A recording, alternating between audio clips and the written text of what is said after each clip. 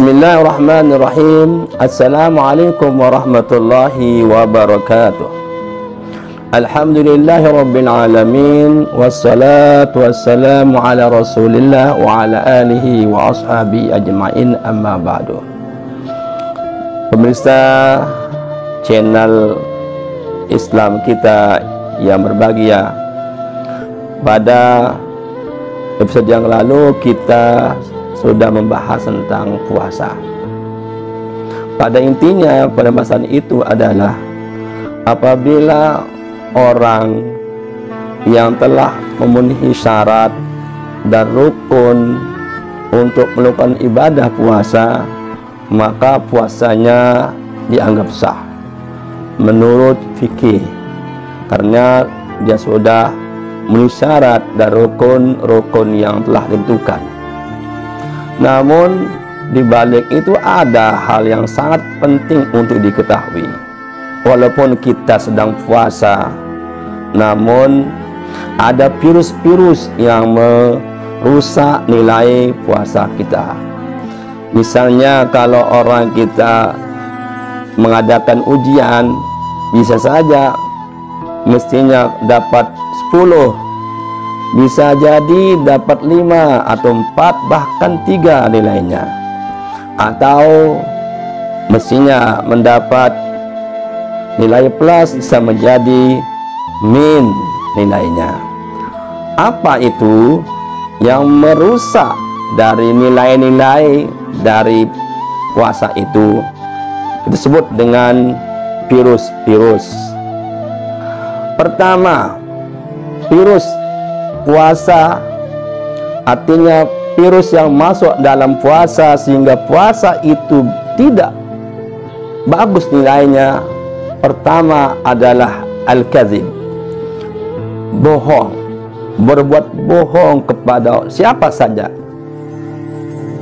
kepada teman, sahabat, kawan, tetangga dan sebagainya.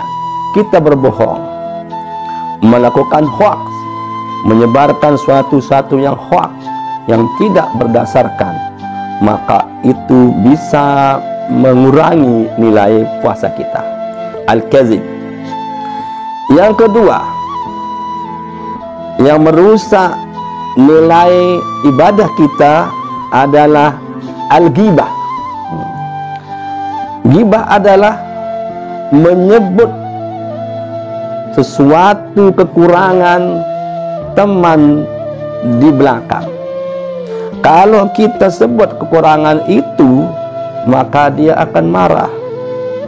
Apa itu dia menjadi begini, apa itu begitu atau begini dan sebagainya. Intinya menyebut kekurangan orang lain, padahal dia tidak ada di depan kita, maka itu disebut ghibah. Ini sudah dapat mengurangi nilai puasa kita. Yang ketiga, dari virus yang merusak nilai puasa kita adalah an-namimah, mengadu domba. Mengadu domba, mengatakan kepada orang ini begini, kepada orang lain begitu, sehingga orang lain bisa bertengkar, bisa mengadakan suatu yang tidak inginkan oleh kita, bisa kelahi karena kita melakukan an-namimah, adu domba. Yang keempat adalah al-yaminu al-ghamus, yaitu sumpah yang sangat-sangat berlebihan. Dia mencemplungkan dirinya kepada dosa, bersumpah untuk mendapatkan suatu, padahal itu adalah kebohongan. Termasuklah itu disebut dengan yamin al-ghamus. Misalnya pedagangkah atau apa saja namanya, kalau dia bersumpah dengan sebohong-bohongnya untuk mendapatkan sesuatu yang diinginkan, maka itu disebut dengan al-yamin al-ghamus. Kelima adalah an-nazru bisyahwat, melihat sesuatu yang tidak layak dilihat dengan syahwat. Ini yang sering terjadi di depan kita. Misalnya ketika kita melihat Facebook, melihat apa yang di depan kita, melihat sesuatu yang tidak cocok untuk dilihat, tapi kita lihat dengan sengaja, kita buka apa yang dicarinya, itu termasuk an-nazru bisyahwat, melihat sesuatu dengan syahwat. Ini merusak pahala puasa kita. Jadi ada 5 hal yang merusak nilai puasa kita.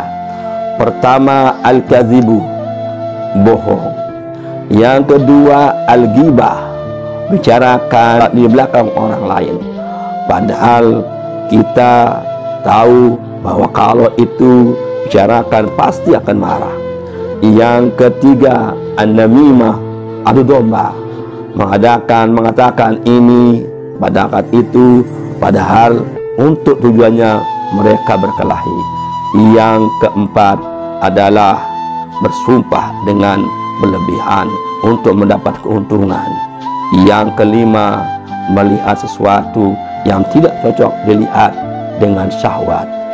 Inilah yang merusak nilai puasa kita. Semoga Allah Subhanahu wa taala melindungi kita dari virus-virus ini sehingga puasa kita menjadi sempurna. Demikian, assalamualaikum warahmatullahi wabarakatuh. Peristiwa Nabi Khidir dan Nabi Musa. Kalau Nabi Khidir bisa membaca hikmah sebelum peristiwa, kalau Nabi Musa harus terjadi peristiwanya dulu baru tahu hikmahnya. Kita adalah generasi yang lebih mirip dengan Nabi Musa alaihissalam, sehingga peristiwanya sudah jalan 2 tahun baru kita mulai mengambil hikmahnya. Nah, ini yang tidak boleh kita lewatkan sekarang. Umat Islam sedunia, apalagi umat Islam di Indonesia, mengalami satu fase yang belum pernah dirasakan oleh umat Islam modern sebelumnya. Ini di akhir bulan Sya'ban, insyaallah minggu depan sudah Ramadan. Kita ingat kalau kami di Jakarta merasakan 2 Ramadan itu 2 Ramadan yang sunyi, karena masjid-masjid kita kosong, semua kembali ke rumah. Walaupun di sisi lain mengingatkan kita sesungguhnya kepada Ramadan di zaman Nabi besar Muhammad sallallahu alaihi wasallam. Dalam zaman Rasulullah, semua kegiatan Ramadan di mana? Rasulullah mengerjakannya di rumah. Rasulullah mengerjakannya di rumah. Cuman di zaman kita, semua kegiatan Ramadan di masjid semua di masjid. Mendadak kepala keluarga yang biasanya menitipkan tanggung jawab untuk mengimami sholat pada para imam di masjid-masjid harus mengambil alih kembali tanggung jawabnya untuk menjadi imam di rumahnya masing-masing. Jutaan rumah di seluruh Jakarta merasakan kita kembali sesungguhnya ke era ketika zaman Rasulullah dulu.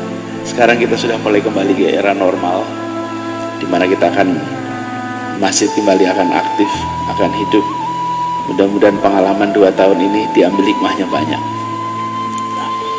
Para jamaah salat subuh yang saya hormati, saya datang di Bali dalam rangka pertemuan yang diselenggarakan pagi ini. Kebetulan semua gubernur berkumpul di Bali, dikumpulkan di kawasan Nusa Dua,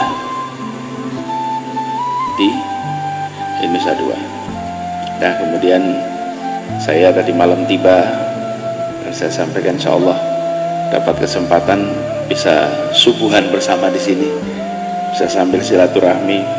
Jadi saya ingin menyapa kepada semuanya dan sekaligus ingin melihat dari dekat, karena selama ini ketemunya jarak jauh. Sayanya lihat dari jauh, bapak-bapak juga, ini ibunya belum lihat. Oh, ada ibu belakang satu, ibu juga lihatnya dari jarak jauh. Oh, ibu di bawah ya, ibu-ibu di bawah. Jadi saya berharap ini menjadi silaturahmi yang baik, yang kuat di antara kita. Dan tadi saya lihat beberapa teman-teman membawa, saudara sekalian bawa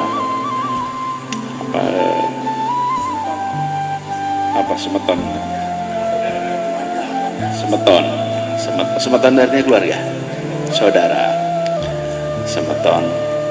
Dan saya titip kepada semua untuk jaga agar semua pesan, semua kegiatan mengirimkan pesan yang positif.